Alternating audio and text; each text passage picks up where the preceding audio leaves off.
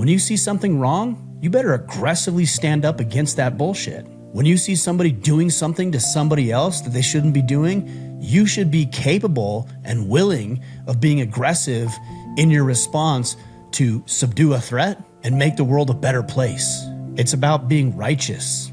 I would argue that unrighteous aggressiveness could potentially be toxic, but the American Psychological Association doesn't make the distinction. They just say aggressiveness is toxic.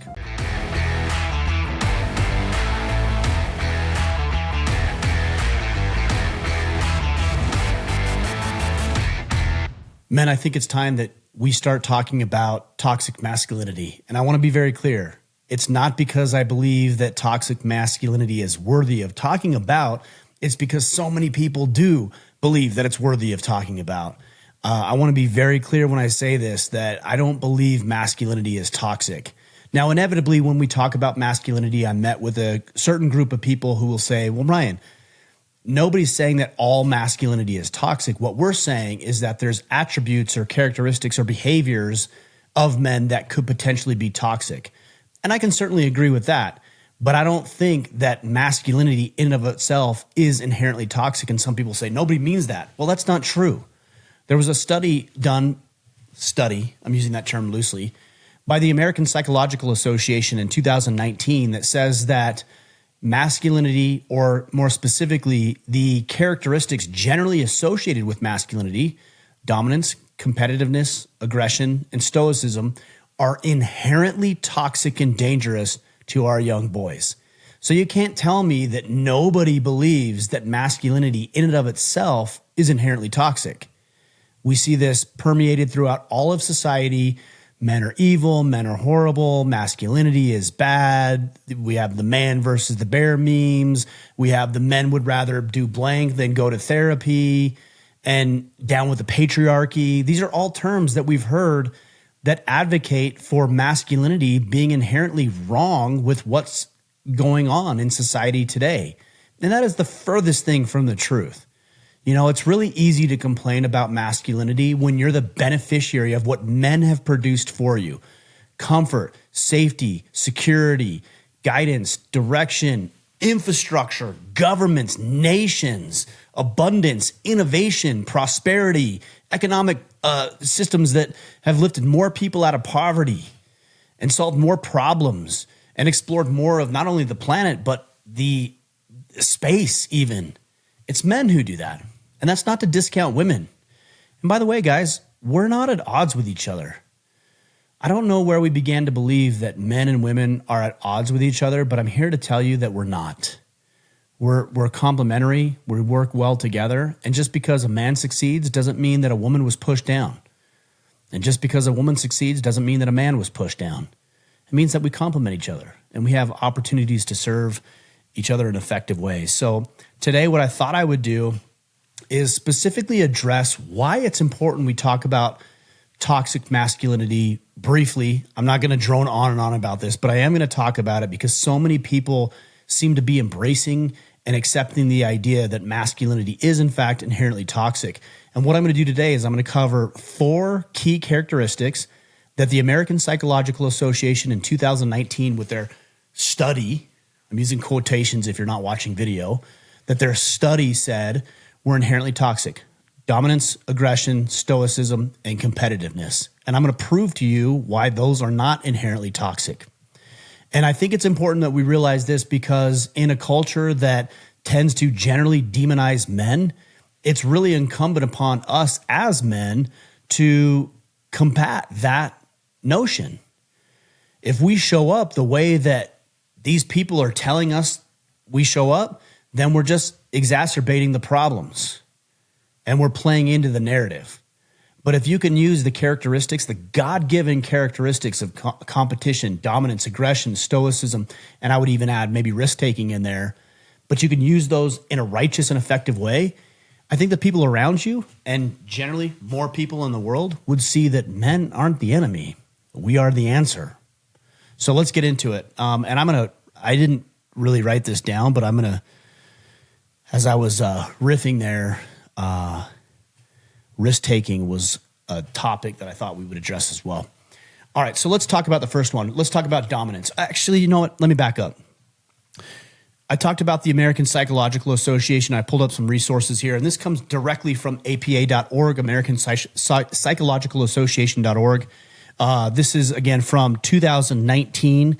It says here that the APA, I'll just use that abbreviation moving forward, says that new guidelines for psychological practice with boys and men. This was a study they did and came up with guidelines.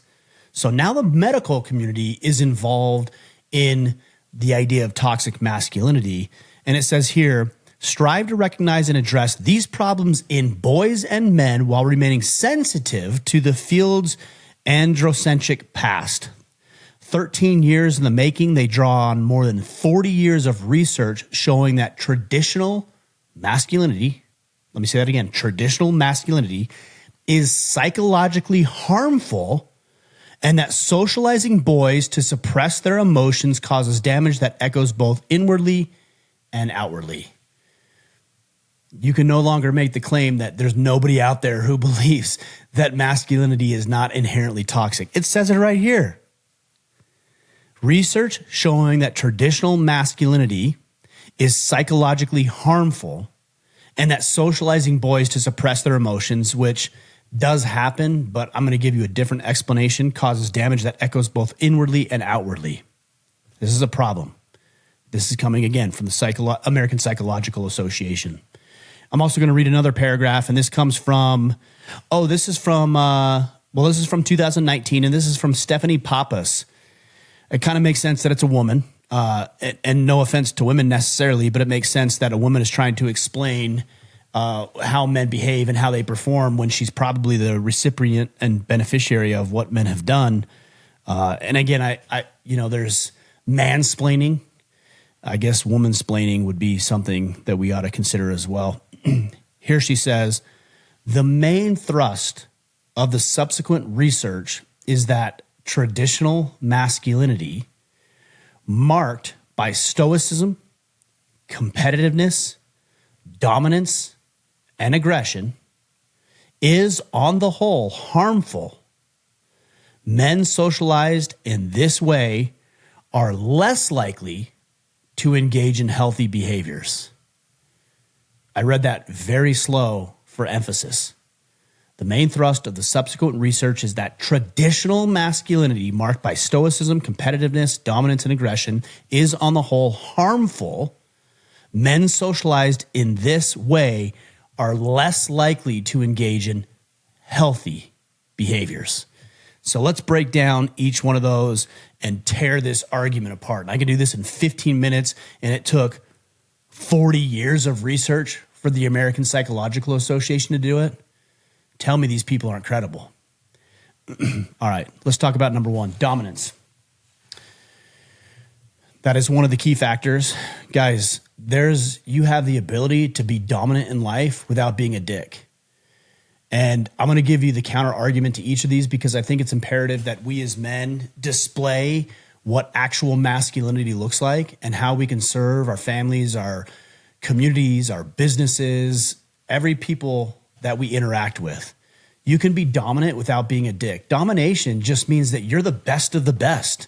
That when you step into the arena, whether it's an actual sports arena or the business field or church service or whatever it may be that you're interested in, that you come with the attitude of dominating. Now, being a dick means that you're going to push other people down. You're going to lie, cheat, and steal to get ahead. That's not what we're talking about. It's okay to dominate. I don't know where we came up with this idea that you should get involved with something and not want to be the best. I want to be the best. When it comes to podcasting, I want to dominate the other spaces. That doesn't not mean I want to submit them. This does not mean I want to have my way with them. What it means is that I want to be recognized as the best. And isn't that what you want to do? If you're going to get involved in anything, don't you want to be the best, however you define the best? If I'm going to be a father, I want to be the best father possible. If I'm going to be a business owner and doing podcasts, I want to do the best podcast possible. And it's that mentality of dominance, of being the best, of proving to myself and other people that I have what it takes, that drives me to innovate, to take risks, to try new things that have never been tried before, and to ultimately go on to create something that has never been created in the humanity of man. What is wrong with domination? Now, I will say, if you're dominating people at the expense of others, that's a problem. That's where dick comes into play, right? You're being a dickhead to other people. You're dominating other people. I'm not talking about subjugating others. I'm not talking about having people submissive to you. What I'm talking about, and I think what lends to masculinity, is our desire to lead. And there is a general sense of abdication when it comes to leadership. So many people will not lead. They're sitting around.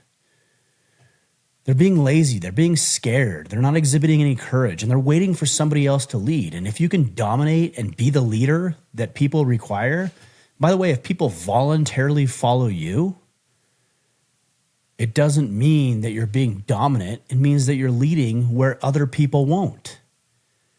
I've looked for leaders in my life, whether it's early on in my military service or when I was in high school playing sports, and even today as I'm trying to build a movement and a podcast that impacts tens of millions of lives across the planet.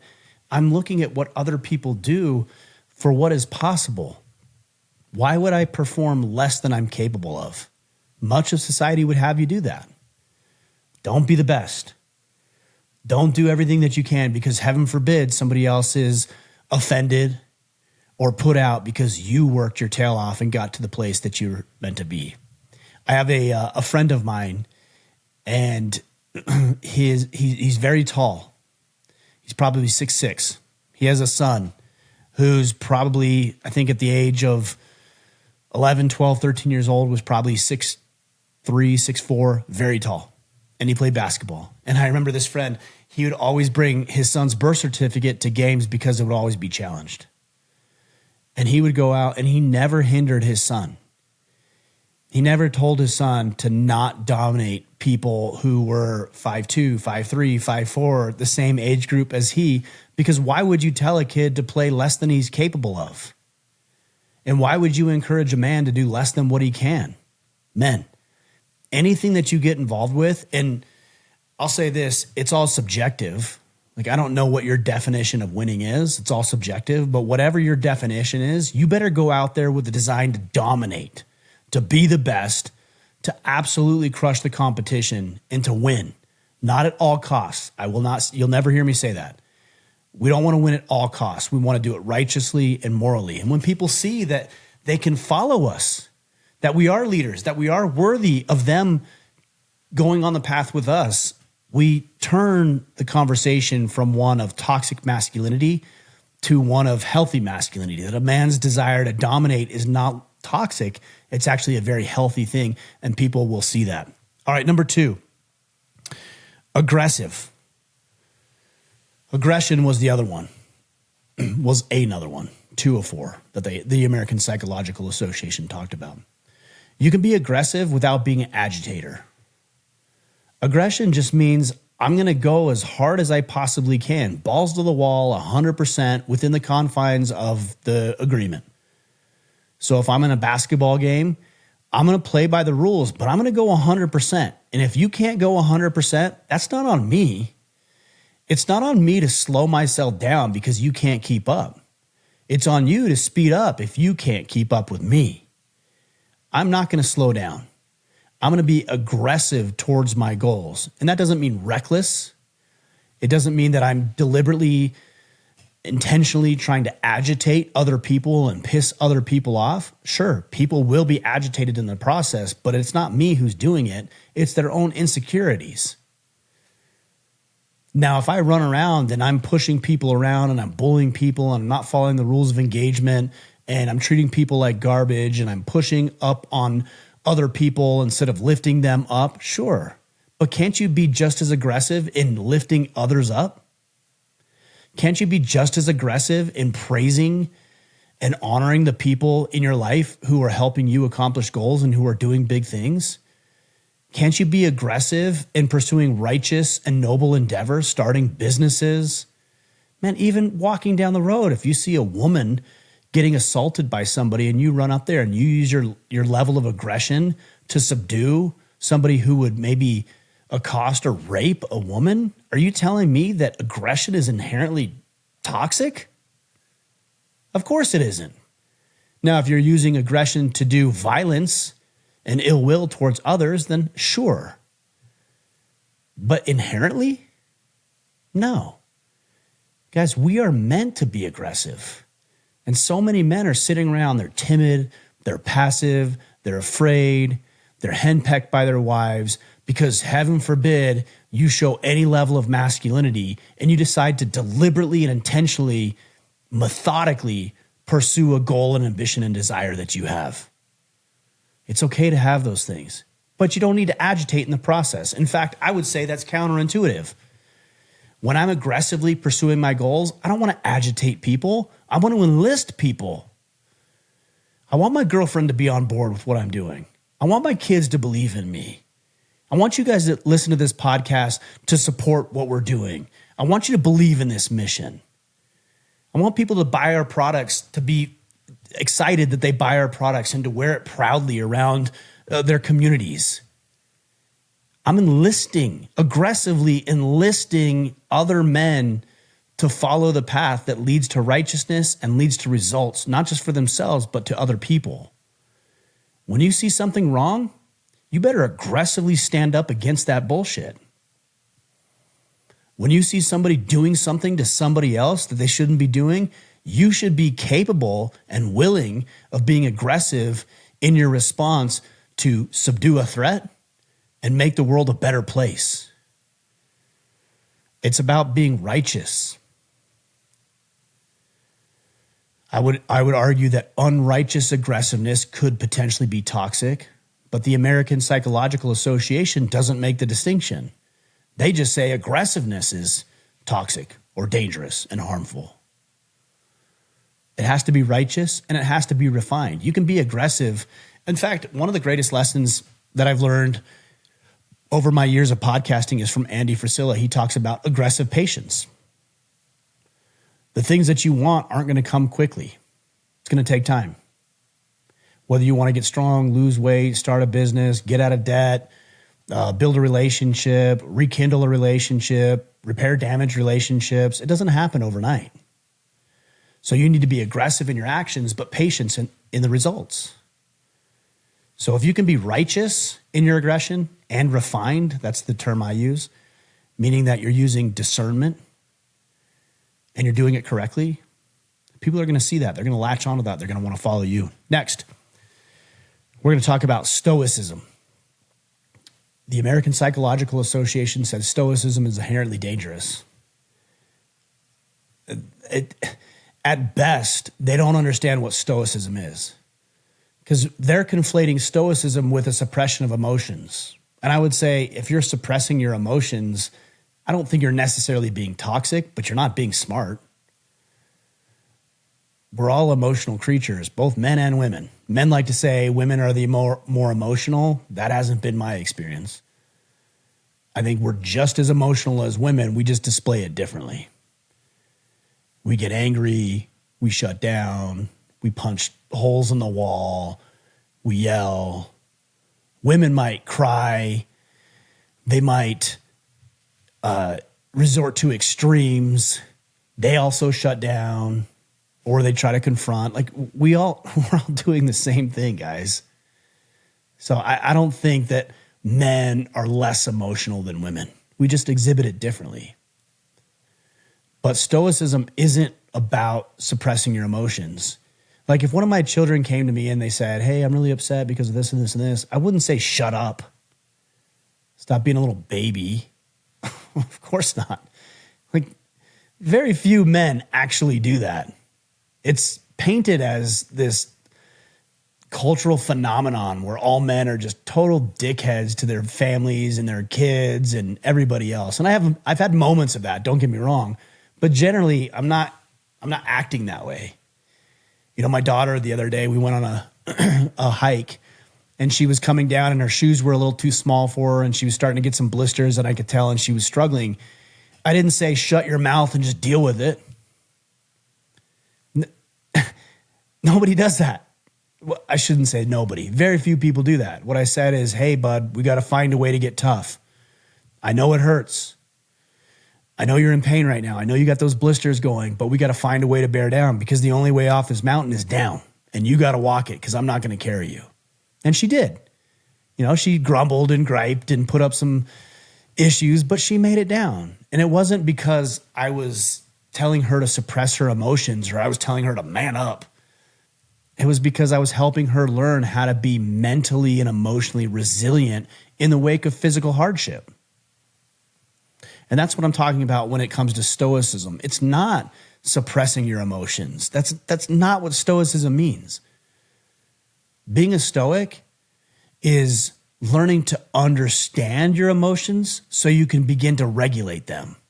Because the last thing I want is my emotion to dictate my response. So if I'm angry, the first thing I want to do, the lowest common denominator, the easiest thing to do is to punch a wall or to yell at somebody or to lose my shit or to break down. That's the easiest thing to do. Instead, what I suggest is sit with the anger or sit with the frustration or the contention or the jealousy or the greed or the envy or the sorrow or the sadness and just sit with it before you start deciding to respond to it. And then once you sit with it for a while, you know what happens? You start to diffuse. The temperature cools a little bit, right? You've been angry. Let's say you got into an argument with your wife and you're angry and she's angry and everybody's all pissed off and agitated. I'm not telling you not to be pissed off. Maybe you have a right to be pissed off. Maybe she spent more money than she needed to on that one thing and it put you in financial hardship. Maybe she's flirting with somebody else and you have a right to be angry about that considering that she committed to you. So you got to have some conversations. You got to have some tough conversations. And you can be angry about it. But you're not going to go hit her. Probably shouldn't yell at her. That's going to undermine your cause. And instead, just sit in it for a while. I'm angry because of X, Y, and Z. And then you let the temperature lower. And then you go have a real conversation with the woman that you love, the woman you committed to, and the woman who said she's committed to you. So stoicism more is about understanding your emotions and then making appropriate responses based on what partially your emotion is telling you and the feedback that it's giving you. It's not, don't be sad. That's not what stoicism is. Don't be mad. Nobody said that's ever in the history of stoicism has said, don't be mad. You can be mad. You can be sad. You can be jealous. You can be envious. You can be guilty. You can have shame.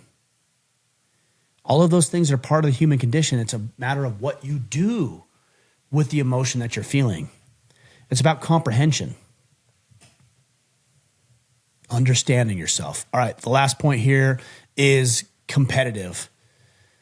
And I liken this to the dichotomies of it is there's competitive and then there's conniving. All right, so the conniving person will compete and win by any means necessary.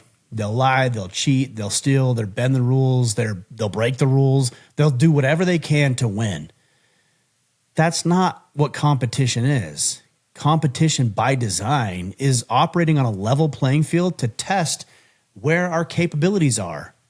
We believe in competition culturally so much so that when people want to compete, they will bring in a third party to learn the rules of engagement and then administer discipline if one of those rules are broken. We call them umpires and referees. A football team is not really at odds with another football team. They're actually cooperating because they're following the same set of rules, and they bring in a third party to say, hey, if we break the rules, here's the penalty. If they break the rules, here's the penalty. And then we compete to see who's the best. Competition drives innovation. It drives new ideas. It drives us to places that we never would have thought we could go. You take Elon Musk, for example, with SpaceX and him competing with NASA. Elon Musk is winning that competition. He's grabbing rocket boosters out of midair. He's doing it better than NASA could do it. Does that make NASA worse or better? It does one of two things. It puts NASA out of business, or it causes them to elevate their game. And both are fine outcomes. If NASA goes out of business, that outcome is okay, and it's inevitable because they're not doing a good job. But if they decide to up their level of capabilities, then that also improves their situation. Competition is a wonderful, wonderful thing, but being conniving is not. And nobody ever conflated the two. We know that. When we see people cheat, I think of what do they call it, Inflate Gate or whatever it's called, with Tom Brady and the Patriots throwing footballs that were underinflated. We mock it. We ridicule it. We bash on them, and rightfully so. They're cheating. And so we do that because we all know that competition is not about getting an unfair competitive advantage. It's about winning and being the best with a level set of rules that both parties agree on. We hate cheaters. Culturally, we hate cheaters. And we hate thieves. We ostracize them from the community because they're not good for the community. So nobody believes that being conniving is inherently masculine. We believe that competition by design, which means that we're going to compete on a level playing field, is healthy. Companies are going to go out of business. Relationships aren't always going to work out well. Maybe you have your eye on a woman and so does somebody else. That's a competition. Maybe there's a promotion at work and somebody else gets it. That was a competition. It's when we do it unrighteously or when we become conniving that it becomes an issue. And that's not competition any longer. Competition by definition is a level playing field. And the last one that I thought of as I was talking about this, and this wasn't in the American Psychological Association's assessment, but this is risk-taking. Men are more prone to take risks than women are. That doesn't make women inferior, doesn't mean they're less than, doesn't mean even that men are better than. It just means that we're generally the sex that's going to take on more risk, which is why, by the way, that we experience more premature death. We experience more suicide as men. We commit more crimes, by the way, that's risk-taking. We're incarcerated more. We're more apt to be involved with substance or drug abuse.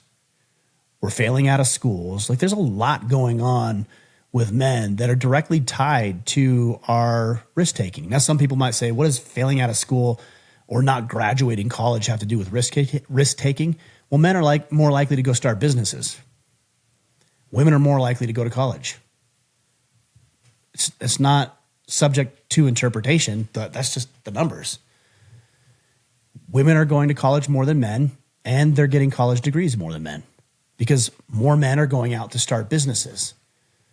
That's a risk. You're going to put tens of thousands, if not hundreds of thousands of dollars into businesses. And by the way, some of those businesses that you're criticizing, this ability or desire to take risks, you're criticizing on the same platforms that men have built taking risks. It's a bit ironic, to say the least.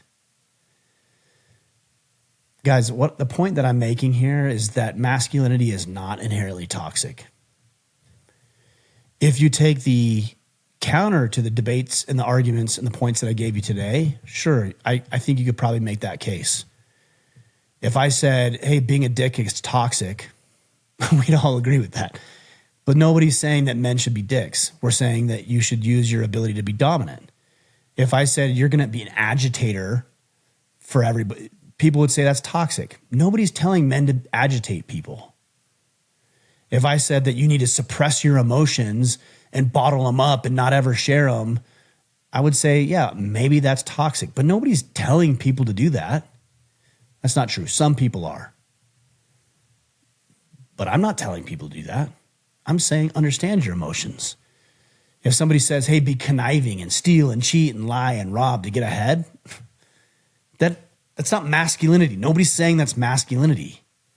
Okay, that's being competitive, but that has nothing to do with lying and cheating and stealing. If I'm telling you to go out and take risks, I'm not saying at the expense of other people. You didn't hear me say that.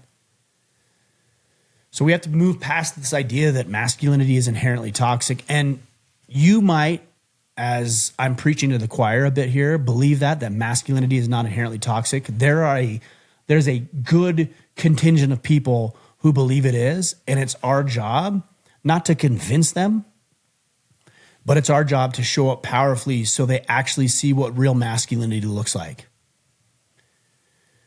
For example, a woman you might be in a relationship with may have bad examples of what it means to be a man. It's your job to be a shining example of what it means to be a man.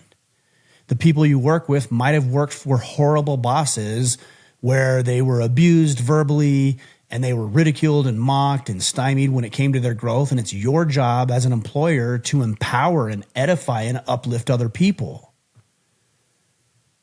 You might run across people who have been victims of crimes, whether it's sexual crimes or theft or any number of things that have been perpetrated against them. It's your job to show them that the same characteristics that somebody used to hurt them can actually be used to serve them. Our motto, it's on my hat, it's on the wall behind me, is protect, provide, preside. And I have to be dominant. I have to be aggressive. I have to be stoic. I have to be competitive. I have to take risks in order to fulfill this responsibility right here to protect, provide, and preside. And you do too. It's just a matter of showing them what that actually looks like in an environment and a culture where it's not all that common. And we can do it. And my ask and goal for you guys is to enlist as many men as we can into the fold of protectors, providers, and presiders.